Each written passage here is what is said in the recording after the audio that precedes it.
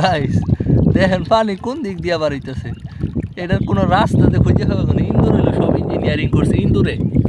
দেখেন ইন্দোরে কি পরিমাণ মাটি তুলে থয়ে দিছে, এটা অনেক ইন্দোরে ইঞ্জিনিয়ারিং করে পানি ক্ষেত ওই ক্ষেত পানি, কিন্তু ওই ক্ষেতের পানি আয় হেরে বাতর পার হইয়া আইয়া দেখুন কি লাভ পেরে পানি উঠতেছে দেখছেন নি। এটার ঘটনাটা হইছে যে ওই ক্ষেতের মধ্যে যে পানি, এই ক্ষেত কেমনে আইতেছে বাতর পার হইয়া এইন্দা কেমনে পানি উঠতেছে, তার মূল কারণ হইলো ইন্দুরে যখন ধান কাটছে শুকনা আসিন যে ইন্দুরে ওইটা আমি ঢুকিয়ে হাইরা এইন্দা মনে করুন ওই ক্ষেতের থেকে খাইতে খাইতে মাটির নিজা খাইতে খাইতে এইন্দা বাতরের নিজা হেরা এইন্দা করে ছিদ্র বানায় উঠছে, মানে এইন্দা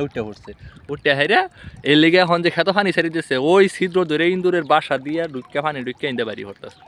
কত ইঞ্জিনিয়ারিং ইন্দুরেও ইঞ্জিনিয়ারিং কোন যা এই হিন্দুরে যদি দায়িত্ব দেওয়া হইতো এই পৃথিবীর সব খালি বানাইবার লেগা